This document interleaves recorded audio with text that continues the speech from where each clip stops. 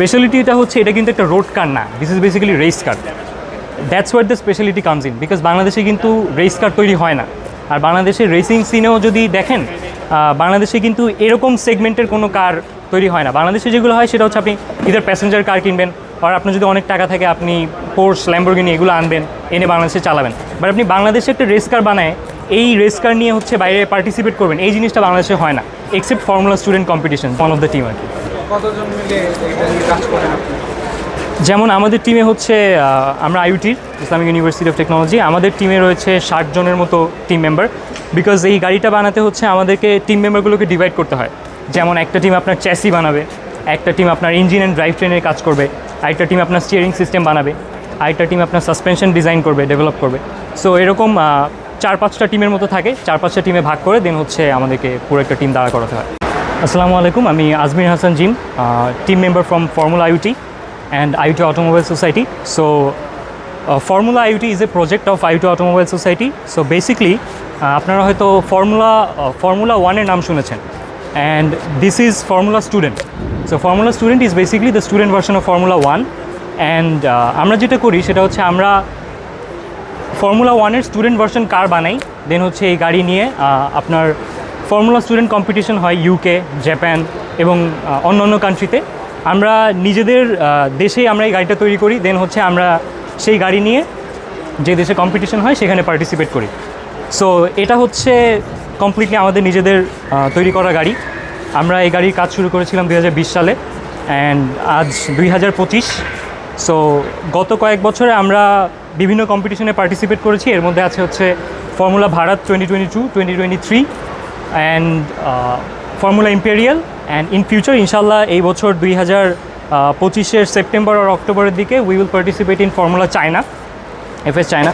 So আমি যদি এই গাড়িটা নিয়ে একটু বলি, এই গাড়িটা যে কোনো কম্পিটিশনে যাওয়ার আগে আমাদের দুইটা সেগমেন্ট থাকে, একটা হচ্ছে স্ট্যাটিক ইভেন্ট আর একটা হচ্ছে dynamic event. So in the static event we have to design the car and we have to send that design to the competition. ওখানে জাজেসরা জাজ করবেন যে এই গাড়িটা কেমন, এটা ফিজিবল কিনা, ডিজাইনটা কেমন হয়েছে, অ্যান্ড এগুলো জাজ করে তারা আমাদেরকে যদি গ্রিন সিগন্যাল দেয়, then we can participate in dynamic event. So in the dynamic event what we do is we take the car in that country, and আমরা ওখানে ফিজিক্যালি গাড়িটা নিয়ে যেয়ে পার্টিসিপেট করি। সো সেখানে বিভিন্ন ধরনের টেস্ট হয়ে থাকে, যেমন ব্রেক টেস্ট, অ্যাক্সিলারেশন টেস্ট। যেমন ব্রেক টেস্টে টেস্ট করা হয় যে একটা সার্টেন স্পিড ওঠার পরে কত দ্রুত আমরা এটাকে থামাতে পারছি। দেন অ্যাক্সিলারেশন টেস্টে টেস্ট করা হয় যে এটার অ্যাক্সিলারেশন কেমন।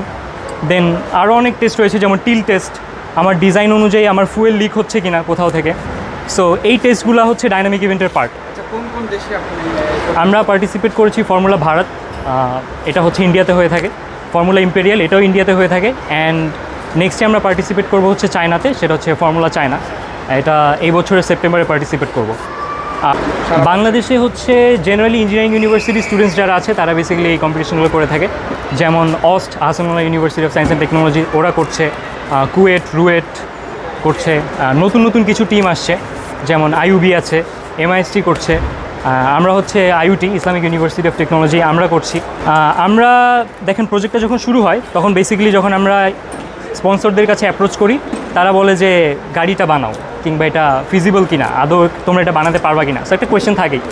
সো প্রজেক্টের কিক স্টার্টে আমাদেরকে ইনভেস্ট করতে হয়, আমাদের পার্সোনাল এক্সপেন্সেস দিতে হয়। সো এখানে তেমন কোনো হেল্প পাওয়া যায় না। দেন আমরা যখন গাড়িটা একবার বানিয়ে ফেলেছি তখন আমরা মোটামুটি কিছু স্পন্সর পেয়েছি, যেমন আমাদের মোটর কর্পোরেশন, টোটাল টুলস, অটোফিক্স, দেন এপাশে রয়েছে আপনার ড্যাশবোর্ড, গাড়ি ইম্পোর্ট, এরকম আরও কয়েকটা স্পন্সর রয়েছে।